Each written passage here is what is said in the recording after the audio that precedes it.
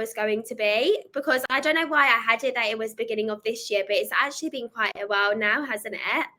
Yeah, no, I think I started your course when I was still at uni, so I was still actually on placement, not doing any of my placement work. Priorities. Like, I loved when you were getting into it, because I feel like it was just, you're around people in the online space, and it was a really authentic way of sort of like word of mouth, me. So I'm really pleased to obviously have you on this call today. And then this leads me into our first question, which is, why did you start working with me? Okay, so as I said, I was at uni and I was going into a summer that I was like, I don't want this summer to end, because it was essentially like my last summer holiday before getting a big girl job. Oh yeah, actually, it would probably be worth saying a bit more about what you were doing at uni, because you weren't you weren't like marketing and PR like me. You were uni. No, I was doing a serious, not that marketing's not serious, but I was I was doing social work, so like very much like it was, you finish uni, you go straight into a job, and so I was doing the job while I was on placement, and I was like, this is not what I want to do long term. Like, I just didn't feel like, I felt trapped. I felt like Monday to Friday I couldn't go anywhere. If I wanted to go away, I was like having to ask, and like I know that's every job, and maybe it's a bit naive, but like I just thought, this isn't for me. Like, this just isn't what I want to do. We were having a lot of conversations as well, where we were like, if not now, you doing something like this, then when? And like, it would just have been a lot later down the line that maybe you would have felt a bit unfulfilled in that job. But obviously you've completely smashed it with what you were doing at uni anyway, but it's nice that you've got this now. Yeah. So in my head, when I started with you, I thought, oh, I'll just do it for the summer, and then in the January, I'll, go back to what I've trained to do. It's just going to be a nice little break, and then I'll keep doing this on the side, but like, go back into what I've actually trained for. I sort of just fell in love with it. Like, it's just, it's opened up a new way of life for me. And that's, I think, the takeaway. Amazing. I was just about to say then, what wins have you had since training as an appointment setter and obviously offering this as a service? So obviously I know so I think when I first started, I had a client of my own. Then through you, because you're amazing, I've got the client that I've had now for the longest, and she's amazing. Love working with her, and that's such a fun one, because I know there's a lot in the fitness space, but I think we had a conversation about this, but like there's a lot in the fitness space in setting, but then there's also like different niches that you can go into, and it's fascinating. So obviously I'm in the hair extension like industry now, which is so fun, because it's not like, hey mate, it's very like, hey babe, like exactly like me. Like, I remember when I introduced you to this client, and I was obviously working for an SPMU training academy at the time, and I was like, the difference in tonality when you're going from gym bros to talking like, hey, hon, you okay? Or like, you look amazing. All of this. Your work's unreal. Yeah, but like, you mean it, and you're literally bigging up these girls, and especially when you're helping them get into an industry. Like, for me, it was SPMU. For you, it's hair extensions, and helping them have that freedom. Like, it's something that obviously resonates with us, having our own businesses. So yeah, I'm really glad that you're still working with her and enjoying it. So how long has that been now?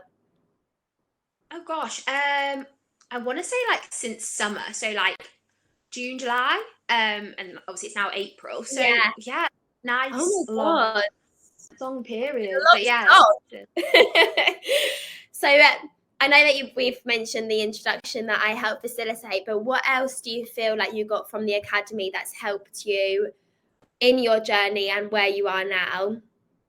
I think training with you, like obviously there were parts of your training, like, and I know it's different now, but part of your training was geared around sort of just finding your own client and just sort of having that as that. But then also you taught me a lot about setting myself up as a business, not just, okay, I'm just looking for one or two clients. It was, how do you scale? How do you grow? How do you look to sort of do what you want to do? and how do you expand into like areas that you are interested in without just sort of limiting yourself to appointment setting. And I think you very much taught me a lot about outreach for the appointment setting role for my clients, but then also for me as a business, me looking for clients of my own. 100%. I know, and I've literally loved speaking to you over the past few months, because I know that after a few months of working with the same client, you get more of an idea of what you want from whether you're going to be scaling in the online space and like what you want to be doing with your time. And you're obviously amazing at TikTok. So Rutina like practices her TikToks, and it's more for her clients. Like she knows exactly what's going on and like with the trends. And you literally, I'm so jealous because your TikToks like smash it, and I'm like, I need this advice. No, yours are all like hitting hundreds of thousands, and I'm like, oh, how is she doing this? But, like, yours look amazing. No, mine are all like the ones that hit like high views on my TikTok are all of the like silly ones that have taken 5 seconds to do. All of my ones where I'm like, I can help you work remotely, and they just sort of like. But almost, I think, why not lean into the silliness? This is what I always think. I think if it does well, obviously there's something there. Like you go with what works for you. So like maybe you're not niche, but like your style needs to be sillier. Like it needs to be more run and gun. So me and Rutina, for context, we know each other personally, and she knows that I can be a bit silly. So I think that's probably why she's saying that. Yeah. But you're not silly at work. I'm not silly at work. I'm a business girl.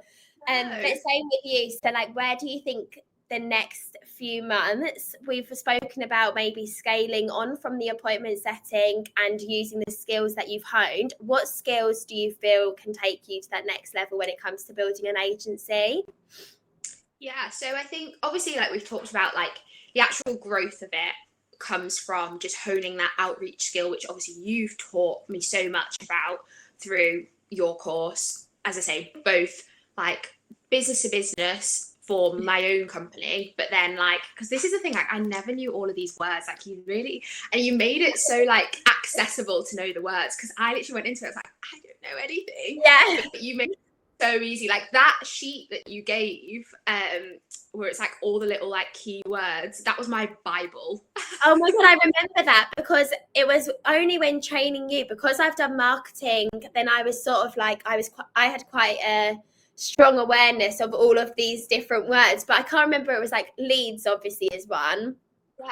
And I was like, what? Yeah, you were so good, because you really like helped me knuckle down into that part of my course. I was like, wait, let me really deep dive into it and like properly break it down.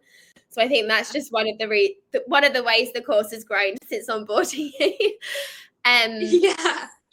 Yeah, no, that was that. And then obviously just like now I've gone into more of like expanding on appointment setting and thinking of it as not just like the sole thing I do, but then like adding in sort of like ads management and adding in like the content, which obviously I'm doing my best to like one sort of hone, because I think it's one of those things, it comes naturally, but I do think you have to do a lot of work and like learn what works, not just for me. Like one of the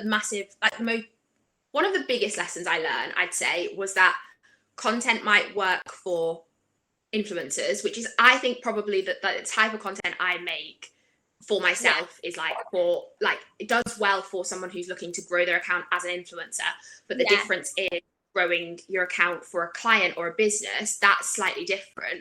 And I think that's something that I'm learning along the way, but trying to add in all of the elements basically is something that I've learned from you, but also that's what's I'm focusing on now to scale into this next sort of chapter of my life. Yeah, and it's so nice that you obviously have the time to hone these skills, because you are working from home, and you obviously, you get to go to the gym when it's a bit quieter. Like it's all of these little things. It just makes a difference. It leads me really nicely into my last question, which is, what would you say to someone that is on the fence now? Oh my God, do it. Like literally do it. I wouldn't hold back, because as we talked about earlier, like there's not going to be, I think at this age, I'm 25, I've finished uni and I thought, right, I could either go straight into the working world, or I can take this break, see where it leads me, and then if it doesn't work, it's such an easy fix. You just go back and use the skills that you've like built up over the years. But the time is now. I think this is the time where you can make mistakes. In your 20s, it's trying, failing. You fail fast, I think. Yeah. And then if you fail, then that's fine, and you can just carry on. You redirect. But like, there's not really a lot to lose, because I think the biggest thing that people are scared of is not making their money back, or not making their like investment back. Yeah. And I don't think that even factored, because the first month I'm sure I'd already like covered what I'd invested into the course. So it's really just a case of like, either you do or you don't, and that's really it. I think as well, like with this sort of skill, is something that I say is when you get a client, the client retention is a lot higher than when you're doing like a social client, where they can use, like, they could literally get your whole content strategy and then be like, actually, we're going to do this in-house now. Whereas with appointment setting, you're obviously giving someone back time, but also driving them sales, which makes a big difference. And one thing that someone said to me recently is like, will I be good at it? And what would you say to that person, having invested in the course and obviously had my support? Yeah, so I had a similar fear. I don't know whether it's us as girls, us at this age, but like imposter syndrome is so like real. And I think that was my thing. I was so scared that like I'd convinced you somehow, I'd pulled the wool over your eyes, and like you thought I was going to be really good, and I was like, I'm probably not going to be. And then you start doing the job and you realize, oh no, this is actually, I can do this, I've got the tools.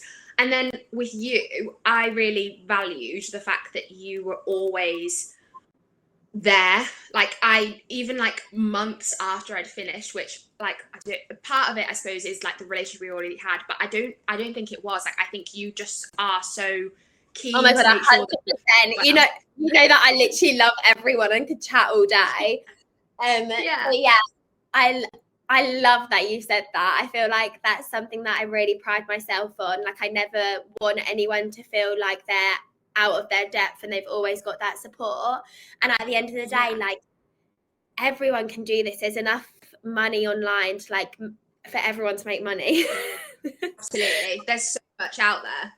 And have that flexibility. But literally, Rutina, I knew like you were going to be the best person to ask that question, because I remember having conversations with you where you were like, are you sure that I should go for this client? Or are you sure that this is going to work?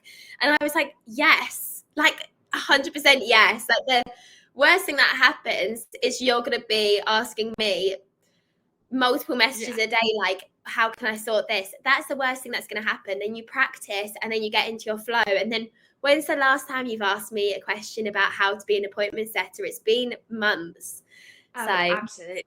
Yeah. And it was, but like, that's it. And it's like, you probably won't need the help, but with you and your course, you will get it if you need it. Like that's, and it, like you didn't, as I got through it, I was like, oh no, I'm fine. But like, and I wouldn't say I was your most nervous person, but like I was probably quite nervous, and I was okay. So anyone will be okay. Yeah, well, I think if I can do it and I'm like unorganized, a bit silly, and I'm like, I'm now organized enough to teach other people, everyone else can do this. Yeah, exactly. But yeah, it's so exciting. I'm really, really excited for obviously like the next few months. I'm really seeing where you take this time and like where you scale your business to. Because I think that's important. It's not just about appointment setting. It's about having this freedom to scale your own online business, whether it's going into your own agency or filling yourself up with clients, but just really working out what fits well for you. Yeah, and I'm so grateful that I have that freedom, because that is literally the word. It's the freedom. It's not just, oh, you've kind of like got yourself into another job. It doesn't feel like a job. It feels like I'm just doing work as me. And that kind of like, I think that's a takeaway, is that it can be whatever you want it to be. You can make it a 9 to 5 if you desperately want it to be. And if that gives you structure, works for you, it doesn't work for me. I want to be at Pilates at 10 a.m. I want to be making TikToks. Yeah, exactly. Like I don't want to be doing, like, I want to be like in the gym. Like, so make it what you want it to be. And obviously, as you grow, you sacrifice, but that sacrifice doesn't feel the same as, oh, sorry, can I have annual leave? Oh, I've run out of annual leave. So yeah, like that's mine. Possibilities are endless, and hopefully we'll both be somewhere else at the end of the year, maybe Bali, who knows? Oh my God, fingers crossed.